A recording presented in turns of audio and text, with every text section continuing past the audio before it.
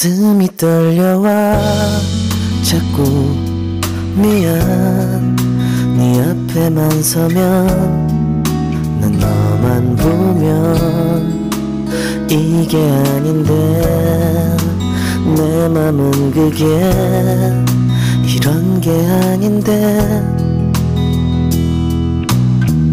Morning বন্ধুরা, welcome back to my channel. আমি মহানগরী কলকাতা থেকে তোমাদের বন্ধু সঞ্চিতা নিয়ে চলে এসেছি আমার daily blog channel Sanchita Sanjay নিয়ে। আশা করছি দেশে ও দেশের বাইরে যে প্রান্ত থেকে আমার এই ভিডিওটা তোমরা দেখছো সবাই ভালো আছো, সুস্থ আছো আর সাবধানেও আছো। আজকে কিন্তু রবিবার, আমি বাড়ি চলে এসেছি। আর দেখো, বাড়িতে এসেই কিন্তু সকালবেলার নিত্যদিনের কাজগুলো আমি শুরু করে দিয়েছি। আশা রাখছি আমার সমস্ত বন্ধুরা আমার সঙ্গে শেষ পর্যন্ত থাকবে এবং আমার ভিডিওটা যদি আজকে তোমাদের একটুও ভালো লেগে থাকে তাহলে অবশ্যই লাইক, কমেন্ট ও সাবস্ক্রাইব করে আমার পরিবারে থেকে যেতে পারো। তো চলো, প্রতিদিনের মতো শুরু করে দিয়েছি আজকেরও কাজ। সকালবেলা উঠে যেটুকুনি কাজ করার ছিল সবই করে নিয়েছি। একদম ভোরবেলা 5টার সময় উঠেছি, যেন রাত্রিবেলা তো একদম বিছানায় গা দেওয়া যাচ্ছে না, এত গরম। আর গরমের চোটে ভোরবেলা ঘুম ভেঙে যাচ্ছে। তাই ভাবলাম সকাল সকাল যখন ঘুম থেকে উঠেই পড়েছি তাহলে একদম বাকি কাজগুলো সব করে নিই। বিছানা গোছানো হয়ে গেছে, শুধু ভাই ঘরটা ঝাড় দেওয়া বাকি আছে। ঘরটাও ঝাড় দিয়ে নেব এরই ফাঁকে, কাজের ফাঁকে। কিন্তু ওর বাবা তো যেহেতু আছে সেহেতু ওর বাবাকে আগে চাটা দিয়ে দিলাম, কারণ সকালবেলা উঠে চায়ের একটা নেশা আছে। আর দেখো, আগের দিন বাপের বাড়ি থেকে এসেছিলাম, অনেক আম নিয়ে এসেছিলাম। তোমাদের আগের ভিডিওয়ে দেখেছিলাম যে দাদা পেড়ে দিয়েছিল গাছ থেকে সব আম। তা সেই আম আমি নিয়ে এসেছি। দেখো কি সুন্দর গায়ে রং ধরে গেছে। আর এইগুলোকে কিন্তু আমি চালের একটা ড্রামের মধ্যে দিয়ে দেবো, তাহলে আরও ভালো করে পেকে যাবে। একটু এখনও কাঁচা আছে, কয়েকটা পেকে গেছে কিন্তু কিছু কিছু এখনও কাঁচা আছে, সেইগুলোকে কিন্তু আমি ওই চালের মধ্যে দিয়ে দেবো। খুব মিষ্টি জানো এই আমগুলো। তা যাই হোক, বাপের বাড়ির একখানা যখন স্বাদ থাকে আর বাপের বাড়ির যখন একটা স্পর্শ থাকে কোনো জিনিসে, সেই জিনিসটা কিন্তু মেয়েদের কাছে একটু বেশি প্রিয় হয়। তো যাই হোক, এই গাছটা কিন্তু আমার বাবার হাতে বসানো, জানো তো। আমার বাবা কিন্তু আম দেখতেও পায়নি আর খেতেও পায়নি। তা বাবা বসিয়ে গিয়েছিলেন বলে তাই জন্য এখন আমগুলো আমরা খাচ্ছি। আর এর মধ্যে একটা অদ্ভুত ভালো লাগা আছে যে বাবা বসিয়ে গিয়েছিলেন, সেটা আমরা এখন খাচ্ছি। তো চলো, দেখো একদম ভোরবেলা যেহেতু আমরা সবাই উঠে পড়েছিলাম, আমি কিন্তু উঠেই আগে বিছানাটা করে নিয়েছিলাম জানো।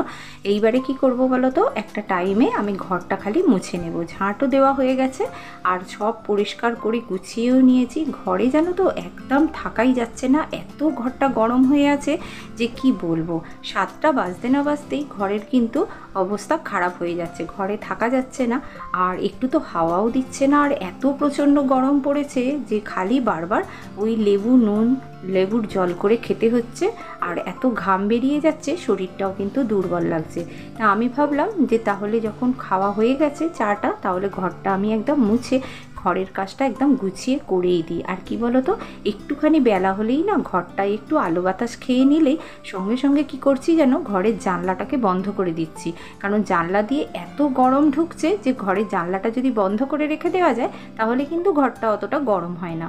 আর বিছানাগুলো এত গরম হয়ে যাচ্ছে যে দুপুরবেলা বিছানাতে গায়ে দেওয়া যাচ্ছে না, এত গরম লাগছে। আর ওপরের পাখার হাওয়াটা যেন মনে হচ্ছে যে ওপর থেকে একটা আগুনের হলকানি নামছে, এতটাই গরম। তা তোমাদের কার কার ভাই বাড়িতে এই রকম হয় অবশ্যই আমাকে জানিও তো। তো দেখো ঘরটা কিন্তু আমি ভালো করে মুছে এবার কিন্তু রান্নাঘরে চলে যাব, কারণ ওর বাবা বাজারে চলে গেছে চা খাবার পরেই। আর অনেক দিন তো বাপের বাড়িতে ছিলাম। আর হ্যাঁ, তোমাদের তো বলাই হয়নি, আমি যখন বাপের বাড়িতে ছিলাম, মা যখন এক্সপায়ার করে গেল তখন কিন্তু ওর বাবা এখানে ছিল না, ওর বাবা কিন্তু আন্দামানে গিয়েছিল। তা যাই হোক, ওর বাবা এসে গেছে। আর এই দেখো টিফিনের ব্যবস্থাটাও করে নিয়েছি, এইবার টিফিন খাবো। আর মেয়ে তো অনেকক্ষণ থেকে দাঁড়িয়ে আছে টিফিন নেবে বলে, খালি বলছে আমার খিদে পেয়েছে, আমাকে টিফিনটা দাও। তা এরই ফাঁকে আমি কিন্তু সকালবেলায় টিফিনটা করে নিয়েছিলাম, কারণ তোমরা জানো যে আমি প্রতিদিনই সকালবেলা টিফিন করি। আর টিফিনটা দেখো নেবে বলে দাঁড়িয়ে আছে, ওর খিদে পাচ্ছে।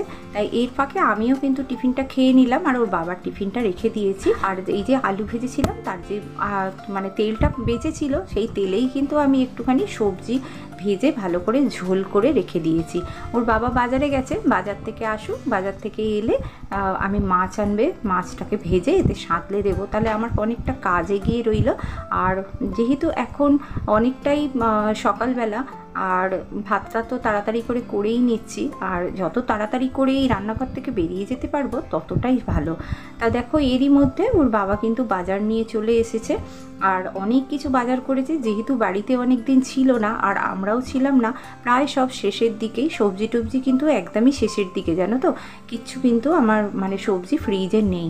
আর ওই একটা বড় এঁচড় নিয়ে এসেছি বাপের বাড়ি থেকে, সেটাই খালি আছে, আর আলু আছে। তা ওর বাবা তাই জন্য এক গাদা বাজার করে নিয়ে এসেছে। দেখো না, বললো যে তোমার বাজারগুলো রেখে দাও, এগুলো তো আবার এক এক করে তুলতে হবে ফ্রিজের মধ্যে। আর এই যে মাছ নিয়ে এসেছে, মাংস নিয়ে এসেছে, ডিম, এগুলো সবই নিয়ে এসেছে, কারণ কিছুই আমার ঘরে ছিল না। ডিম কটা ছিল কিন্তু শেষের দিকেই, তা ওর বাবা বাজারে গিয়েছিল বলে একদম কিনেই নিয়ে এসেছে সব। আর এই দেখো মাছও নিয়ে এসেছে। তা আজকে ভাবছি এই মাছের দেখো তেল এনেছে অনেকটা। আমি উচ্ছে ভাজবো বলে রেখে দিয়েছিলাম, উচ্ছে কেটে রেখে দিয়েছি, ভাজবো বলে রেখে দিয়েছিলাম। তা ভাবলাম মাছের তেল বেশ অনেকটা এনেছে, আর তেলটা কিন্তু খুব ভালো, যেন খুব সুন্দর এনেছে। তাই জন্য মাছ ধোয়ার আগেই তেলটাকে ধুয়ে আমি কিন্তু উচ্ছে চচ্চড়িটা বসিয়ে দেবো, কারণ এদিকে এটা ভাজতে ভাজতে আর আমি এদিকে মাছটাকে ধুয়ে নেব। তা অনেকক্ষণই সময় লাগে মাছ ধুতে, যেহেতু অনেকগুলো মাছ নিয়ে এসেছে, বোধহয় একটা গোটা মাছই নিয়ে এসেছে যেন অনেক দিন ধরে। আর কি বলো তো, বাজারে গেলে না কাটা মাছের থেকে না গোটা মাছ যদি একটা সম্পূর্ণ কিনে নেওয়া যায় তাহলে কিন্তু অনেকটা সস্তায় পাওয়া যায়। সেই জন্য ওর বাবা যখনই মাছ নিয়ে আসে তখনই কিন্তু গোটা মাছ নিয়ে আসে।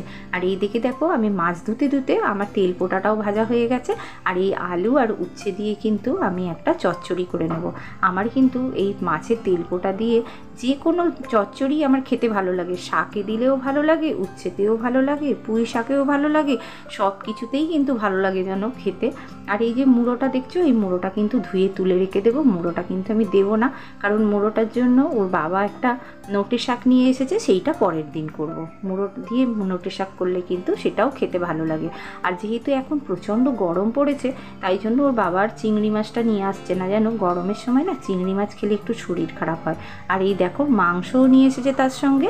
তা আমি তো এত কিছু করব না, যেহেতু ঝোল করে ফেলেছি, মাংসটা ধুয়ে রেখে দেবো, বরং কালকে আর মাছ খাবো না, কালকে মাংসটা করব। তাহলে দেখো মাংস করলে দুবেলা হয়ে যায়, আর মাছ করলে একবেলাই খাওয়া হয়, দুবেলার করলে দুবেলা খাওয়া হয়, কিন্তু একবেলাতেই হয়ে যায়। আর এই দেখো মাছ মাংস ধুতে ধুতে কিন্তু আমার তেল পোটার এই চচ্চড়িটা কিন্তু হয়ে গেল, উচ্ছে চচ্চড়ি। আর তারপরেই উচ্ছে চচ্চড়িটা নামিয়ে নিয়েই আমি ঝোলের জন্য মাছ ভাজতে বসিয়ে দিয়েছিলাম। আর দেখো মাছটাও কিন্তু আমার ভাজা হয়ে গেল। এইবারে একটুখানি তেলের মধ্যে জিরে ধনে গুঁড়ো দিয়ে ভালো করে এটাকে ভাজবো। এই মাছের তেলে কিন্তু ঝোল সাঁতলালে খেতে খুব ভালো লাগে যেন। জিরে ধনে আর একটুখানি পাঁচফোড়ন দিয়ে ভালো করে আমি ভেজে নিলাম তেলের মধ্যে, নিয়ে ঝোলটাকে আমি সাঁতলে দিলাম। ঝোলটাকে কিন্তু সাঁতলে দিলে কি হয় জানো তো, এই মাছের তেলে এই ঝোলের টেস্টটা কিন্তু ভীষণ সুন্দর হয়।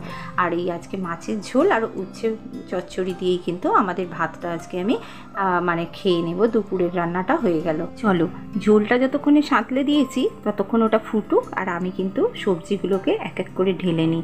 দেখো কত কত সবজি নিয়ে এসেছে, আমার এগুলোকে আবার ফ্রিজে ঢোকাতে হবে। কেন জানো, এখন তো যেহেতু এত গরম আর প্রচণ্ড রোদের মধ্যে নিয়ে এসেছে, সবজিগুলো না ভীষণ গরম হয়ে আছে যেন।